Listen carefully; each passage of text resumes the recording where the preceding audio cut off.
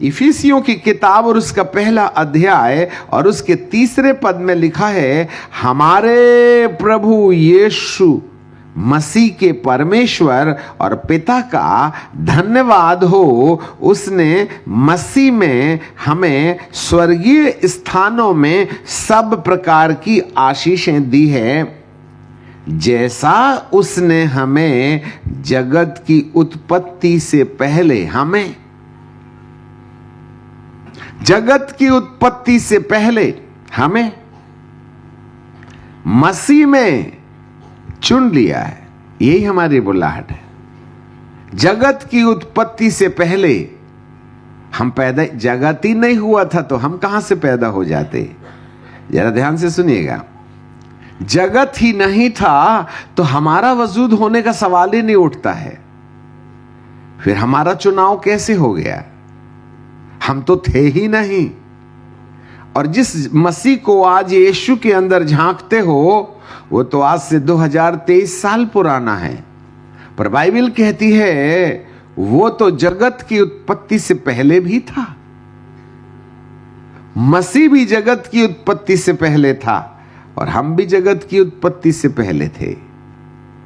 We were in the existence before the foundation of this earth.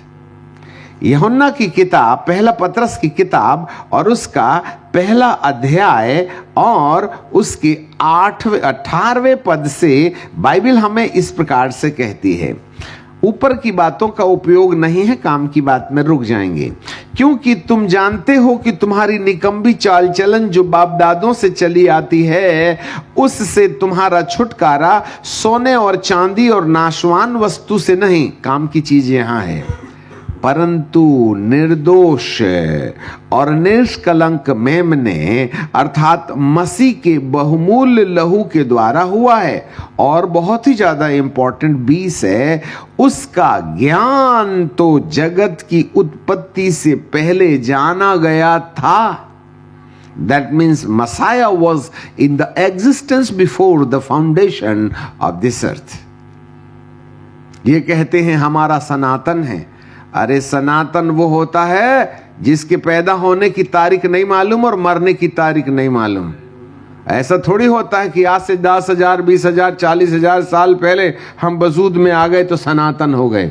सनातन ही वो है जिसकी पैदाइश की तारीख नहीं मालूम है, और जिसके अंत की तारीख नहीं मालूम होती है उसे ही सनातन होने का हक मिलता है।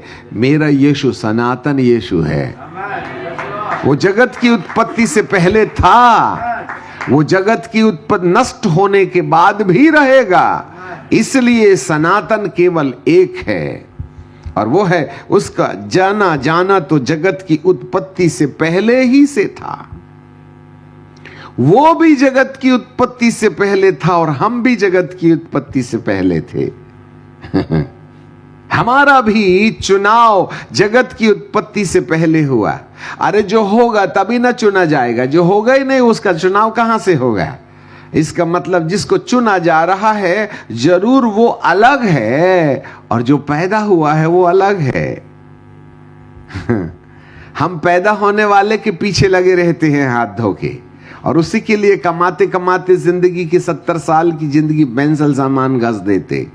परंतु जो बेचारा हिटलर के हाथ ना लगा, तुम्हारे कहां से लग लेगा? घियो नहाओ दूधों कुल्ला करो, जितनी एक्सरसाइज करना है 40-50 के बाद तो गाल के ऊपर में झुर्रियां पुकार पुकार के कहेंगी कि अपन ढलानू के पड़ाव में आ गए हैं।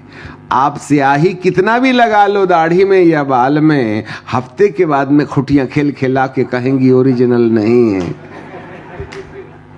ओ मेरे प्रियो, कभी हिटलर के हाथ ना लगा, तुम्हारे लग लेगा। इसलिए हम इस पर भरोसा ना करें जो दिखता है, परंतु एक और है जो दिखते रहने वाले के अंदर रहता है, उसी से तो हमारा परिचय नहीं है। प्रॉब्लम यही है।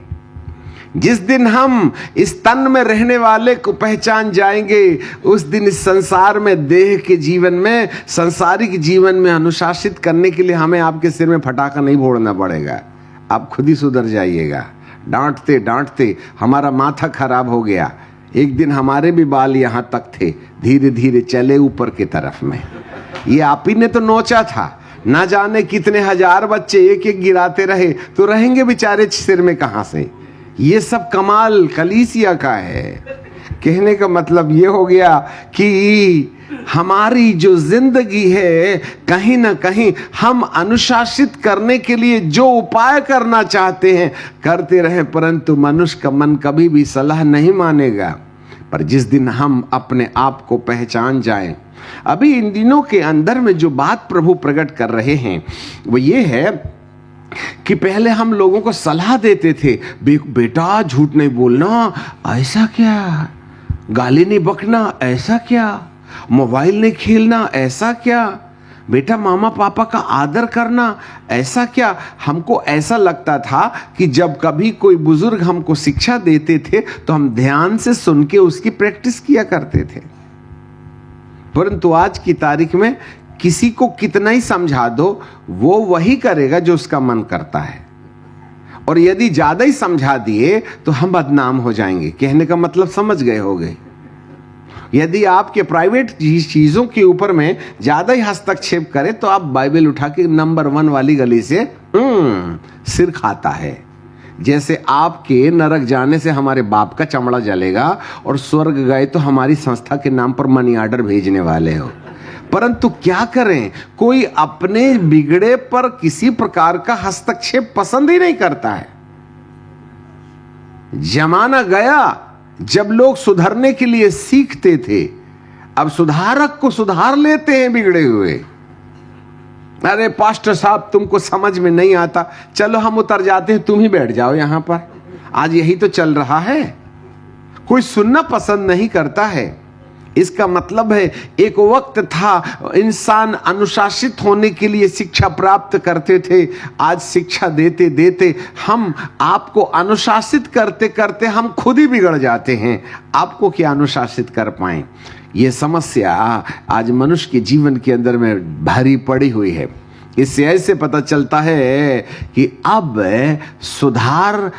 सुधारने की सलाह देना निरा अज्ञानता पूर्वक रवैया होगा। परंतु जिस दिन हम अपने आप को पहचान जाएंगे कि हमें परमेश्वर ने किस उद्देश्य से बुलाया है, जब तक मैं खुद अपने मन में अपनी जिंदगी को अनुशासित करने का निश्चय नहीं करूंगा, कितने भी बार और कितने भी वक्त आप आ जाएं। अब ये तो बेचारा कितना अच्छा हॉल है, हम आएंगे 3 दिन डग डग डग डग डग डग एक AK-47 चलाएंगे, फिर दूसरा आएगा वो भी देगा दनादन उठा के घुमा घुमा के मुगदर, फिर उसके बाद में तीसरा आएगा, फिर चौथा आएगा, फिर 5वां आएगा। आपसे 1 महीने के बाद पूछो कि पहले कन्वेंशन में कौन वक्ता आए थे, तो हमें वक्ता का नाम मालूम नहीं होगा, तो उन्होंने प्रचार किया वो क्या मालूम होगा। यहां तो अब सीजन चल पड़ा है मीटिंगों का। हम तो सीखने और कुर्सी गर्म करने आते हैं। कभी जिंदगी के अंदर में कोई पद तो याद होगी तो ये तो बताओ फलाने ने क्या कहा था। हम तो मनोरंजन करते हैं मीटिंगों का। अच्छा आपने किया है, कोई बात नहीं, अगले साल देखना। कंपटीशन चल रहा है, ना हम सुधरे ना आप सुधर पाए। सीजन की तरह, फुलझड़ियों की तरह मीटिंगें आ रही हैं और जा रही हैं, सब कुछ हो रहा है। इससे फायदा क्या हुआ? सिर्फ मनोरंजन के। मुझे साफ कहने में कोई दिक्कत नहीं है, कोई बदलाव नजर नहीं आता है। कोरोना महाराज भी हाथ टेक के चले गए, कलीसिया नहीं सुधरी, जाने वाले चले गए। हफ्ता 15 दिन के बाद में इंसान रेगुलर हो गया जैसे पहले था। क्या फायदा? खुदा कहता है इतने लोगों को निपटाया पर धरती तो नहीं सुधरी। जिंदा रहते वैसे भी पाप कर रही थी, उनको भी करने देना था। जिंदगी तो बदल नहीं न रही है। जब तक कोरोना का हमला था तब तक हम सोचते थे बाबा रे बाबा सुधर जाओ, परंतु सुधरा कितने दिन इंसान? बदलाव नहीं दिखाई दे रहा है और हो भी नहीं सकता है। मीटिंगें नहीं बदल सकती हैं, ना ही कोई संदेश बदल सकता है। जब तक हम खुद अपने आप को परमेश्वर के मन की आत्मिक योजना को समझ करके खुद बदलाव की आवश्यकता महसूस नहीं करेंगे, तब तक हमें कोई नहीं बदल सकता है। याद रखिएगा, यहां पर आज हम आप डांटने और फटकारने से कहीं हटकर यह सलाह देना चाहते हैं कि वास्तव में परमेश्वर ने जगत की उत्पत्ति से पहले हमारे लिए कौन प्रकार की मनसा अपने मन में ठान के रखा था। यह समझना जरूरी है। यदि आप एक बार परमेश्वर का मन समझ गए तो हमें कहने की जरूरत नहीं है। इंसान आपसे आप परमेश्वर के वचन के अनुसार चलना शुरू कर देगा, उसकी जिंदगी बदलती चली जाएगी। यहां लिखा है, परमेश्वर ने जगत की उत्पत्ति से पहले ही अपने मन में मनुष्य को बनाने के समय एक कल्पना किया था और हमको उसने अस्तित्व में लेके आया। जगत की उत्पत्ति से पहले परमेश्वर अपने आप में अकेले थे और जो भी स्वर्ग की रचनाएं हुई, पृथ्वी की रचनाएं हुई, वो सब रचनाएं थीं, परंतु मनुष्य को परमेश्वर ने अस्तित्व में लाने के लिए अपनी ही इकलौती आत्मा से, अपनी ही सनातन आत्मा से, वो आत्मा जिसके अस्तित्व में आने की न तारीख मालूम है, न अस्तित्व कब तक रहेगा उसकी तारीख मालूम है, ऐसे वाले परमेश्वर अपनी आत्मा के अंदर से एक तिनका निकाल करके अलग करते हैं और उसको अपने परिचय से एक अलग परिचय दे देते हैं। जरा ध्यान से सुनना। जगत की उत्पत्ति से पहले जब ना सूरज था, ना चांद था, ना पृथ्वी थी, इससे पहले परमेश्वर पिता अपनी आत्मा से, जो इकलौती आत्मा थी, उसने एक तिनका निकाल के माइक्रो पार्टिकल्स अलग किया और उसको अपने परिचय से अलग परिचय किया और बोला, ये मेरी आत्मा में की आत्मा है और मेरी बुद्धि में की बुद्धि है, चलो यहां अस्तित्व में आ जाओ। फिर ऐसा करके दूसरा कण निकाला और फिर तीसरा कण निकाला और चौथा कण निकाला और इन तमाम आत्मिक संसार में अपने ही आत्मा के विराट अस्तित्व से छोटा छोटा तिनका निकाल करके उसने एक अलग परिचय दे के कहा, तेरा नाम कविता होगा, तेरा नाम बबीता होगा, तेरा नाम शामुएल होगा, तेरा नाम रॉबर्ट होगा, तेरा नाम रामू होगा, श्यामू होगा, वॉटेवर। ठीक है। ऐसा करके उसने हर एक आत्मा को, जो पहले मनुष्य के रूप में पैदा होने वाला था और जो धरती के अंतिम मनुष्य पैदा होगा और वो फिर इसके बाद धरती नष्ट हो जाएगी, जैसा आपने पढ़ा है, परमेश्वर ने इस पृथ्वी को आग से जलाने के लिए रखा है। ये पृथ्वी नष्ट हो जाएगी और एक नई पृथ्वी और एक नए आकाश और एक नई पृथ्वी की रचना। आज हम 1000 साल के राज्य की कहानी का फाउंडेशन डालना चाहते हैं, जो करोड़ों यीशु के पीछे चलने वालों के माथे में अभी तक क्रैक तक नहीं आया, उसको समझने की बात ही छोड़ दीजिएगा। इसलिए आज सावधानी से समा बनाने के वक्त है, हमें उस पॉइंट पर पहुंचने के लिए अपने मन की तैयारी करने की जरूरत है, जिससे करोड़ों लोग इस संदेश को, इस रहस्य को बाईपास किए दे रहे हैं। यही कारण है कि आज हमारी जिंदगी अनुशासित नहीं हो पा रही है। चलें आगे। परमेश्वर पिता ने अपनी ही आत्मा से एक तिनका निकाल करके उसे एक अस्तित्व दे दिया और उसको एक नाम दे दिया। ऐसा करके पहले मनुष्य को धरती पर पैदा होने वाले आत्मा को लेकर के आखिरी मनुष्य जो धरती पर पैदा होगा और उसके बाद धरती नहीं रहेगी, उन सारे लोगों की आत्माओं को उसने अपने में से अलग करके अलग अलग अलग अलग अलग अलग, जैसे कबूतर के छोटे छोटे घर होते हैं ना, वैसे ही उसको हमें अस्तित्व में ला करके रख दिया।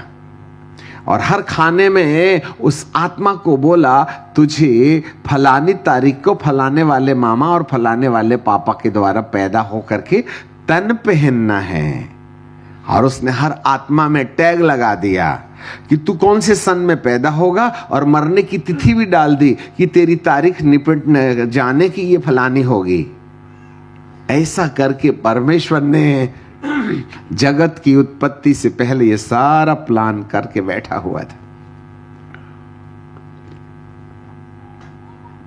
हम एक्सीडेंटली पैदा नहीं हुए हैं,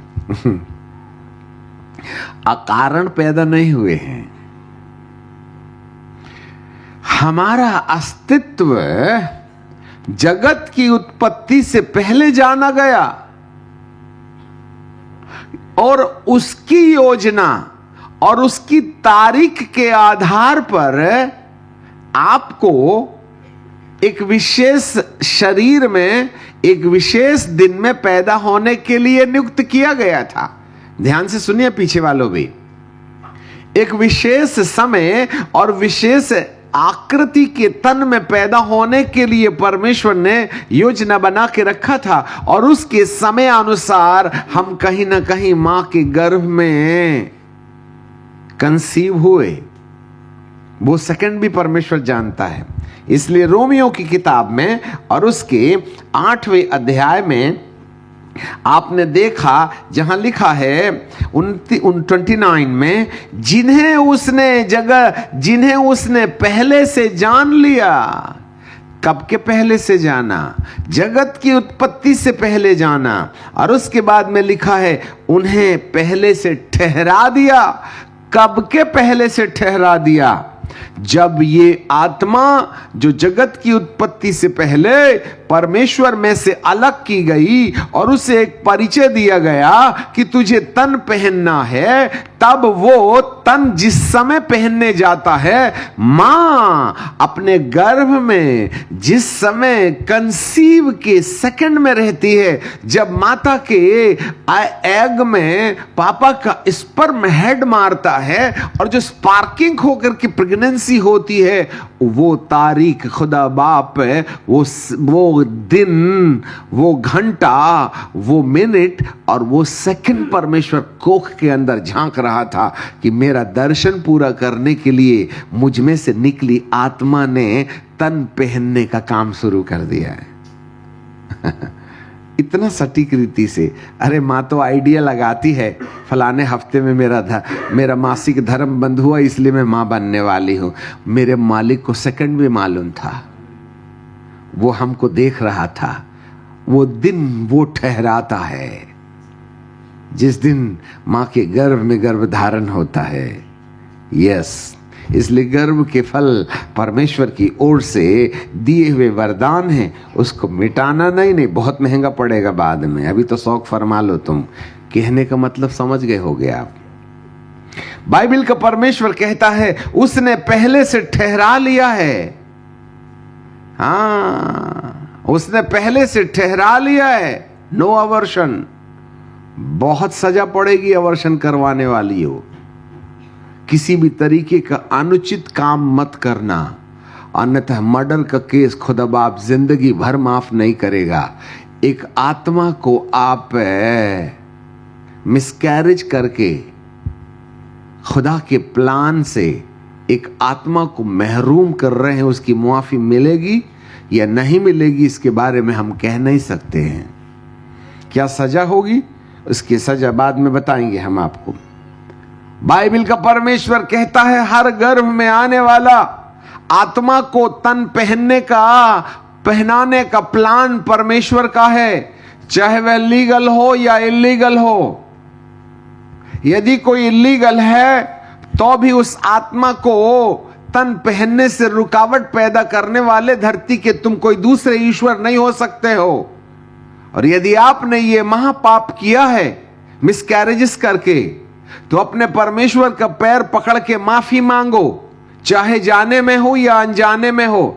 इस गुनाह को यदि भूल गए हो आप, और आप नहीं जानते हैं, आपके परिवार नहीं जानते हैं, आपके पति नहीं जानते हैं, आपके और भी संबंधी नहीं जानते हैं, परंतु पर्दे के पीछे इस महापाप को जिस भी बेटी ने किया है या पुरुषों के साथ में सलाह के साथ की गई है, इस अपराध के लिए माफी मांगना आपकी आवश्यकता होती है। अर्थात अनंत जीवन में प्रवेश करने के लिए कहीं ये दिक्कत का विषय न बन जाए।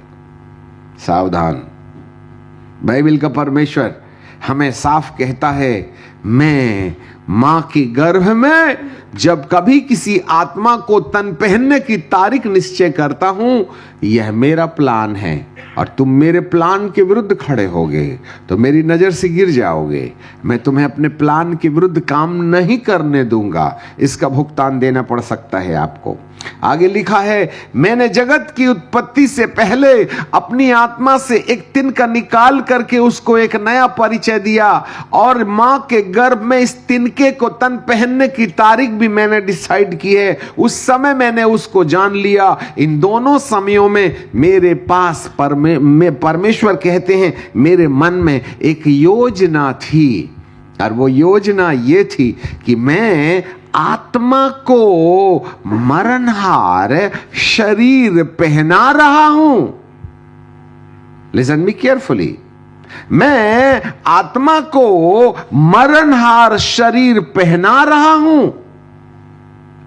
फिर से सुनिएगा, मैं अपनी अमर आत्मा को मरणहार शरीर पहना रहा हूं।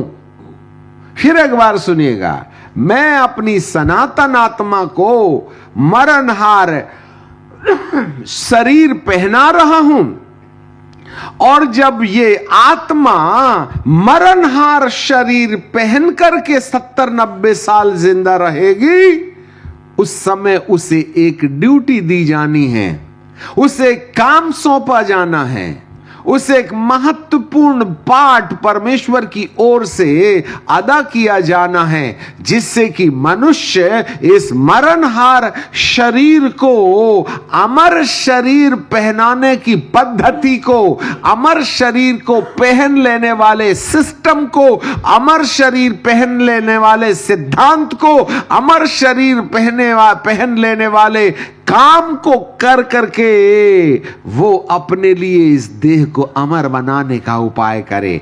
That's why you are in the existence as a human being.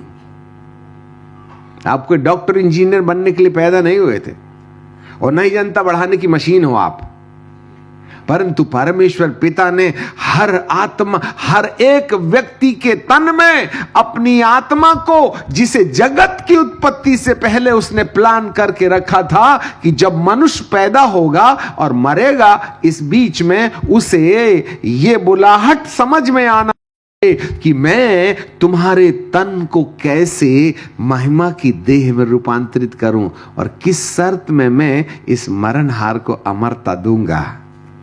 आपको मालूम है इस शरीर को अमरता देने के पीछे परमेश्वर की क्या योजना है? यहां साफ लिखा हुआ है, क्योंकि जिन्हें उसने पहले से जाना और उन्हें पहले से जान भी लिया है कि वे परमेश्वर के पुत्र के समान हों। हमें परमेश्वर के पुत्र के समान बनने के लिए पैदा हुआ है, या दूसरे शब्दों में कहा जाए, हमें परमेश्वर के पुत्रत्वता का धन कमाने के लिए धरती पर पैदा किया गया है। ध्यान से सुनिएगा, हमें धरती पर परमेश्वर के पुत्र नामक संपत्ति इकट्ठा करने के लिए दिया गया। और परमेश्वर के पुत्र की अंतिम सीढ़ी इसी रोमियो की किताब में है। रोमियो की किताब उसका पहला अध्याय और उसका